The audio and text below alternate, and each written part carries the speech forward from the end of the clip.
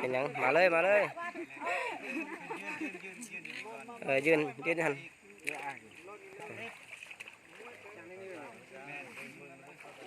โยลงแล้วก็มุดมาบ่เวลาเพิ่นบอกให้ถ่ายลงในพระนามพระบิดาพระบุตรและก็เป็นพระวิญญาณบริสุทธิ์ที่เขาจะได้ร่วมพิธีเนาะเริ่มเวลาน้องโยกลงเนาะเวลาง่วยมุดให้มุดทั้งตัวเลยมุดทั้งตัวเลยเอาในพระนามพระบิดาพระบุตรและพระวิญญาณบริสุทธิ์เขาได้ร่วมพิธี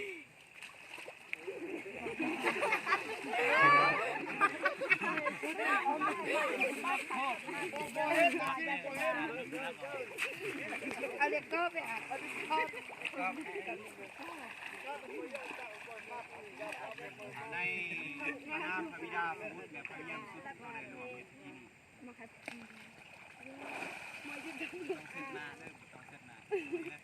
ขาเลย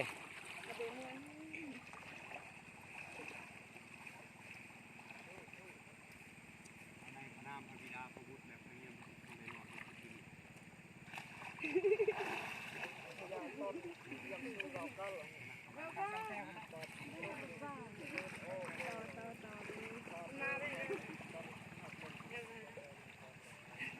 ขออนุญาตน้องพี่น้องเนาะในพระนามพระบิดา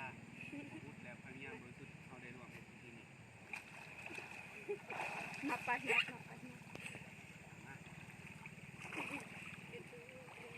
ขอแล้วสมบูรณ์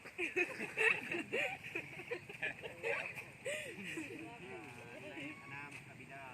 พระบุตรและพระวิญญาณบริสุทธิ์เขาได้ร่วมพิธีนี้เก่งแม่มาใครจะไปทำตัวชุดนี่ต่อ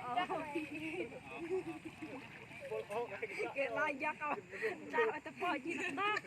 ขออนุญาตน้องเรียนในพระนามพระบิดาพระบุตรและพระวิญญาณบริสุทธิ์เขาได้ร่วมพิธีโอ้ดีเป็น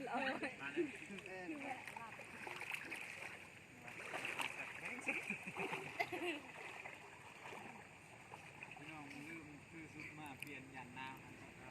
ในพระนามพระบิดาพระบุตรและพระวิญญาณบริสุทธิ์เขาได้ร่วมพี่น้องยืนเป็นแถวก่อนเนาะแล้วเฮาจะยังทายหูบน้ำกันก็ได้ยับมาพี่น้องยับมา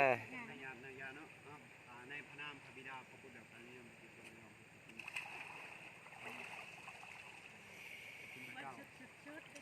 สำหรับพิธีนี้เป็นสิ่งที่สำคัญหลายเมื่อเขาได้ครับและอยากพี่น้องตั้งใจเนาะเพราะว่า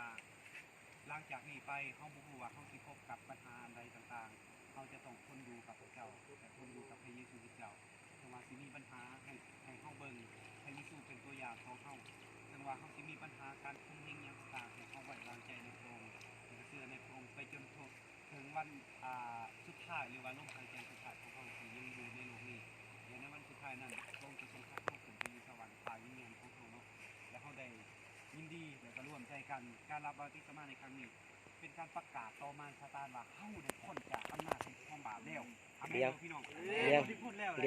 ยืนให้น้องยืนไปหันนะแต่ที่ต้องได้สำหรับเฮาจะบ่เป็นทาสของอำนาจแห่งความบาปเฮาจะบ่เป็นทาสอำนาจแห่งการปล่อยดาสาปแช่งการตกในทาสของอำนาจมืดมารซาตานเฮาอยู่เหนือมันแหละอาเมนพี่น้องในอำนาจขององค์พระเยซูเจ้าฉะนั้นเฮาจะร้องเพลงข้าวหุ่นแน่ปะข้าวหุ่นแน่ปะเขาจะร้องเพลงรวมกันเนาะ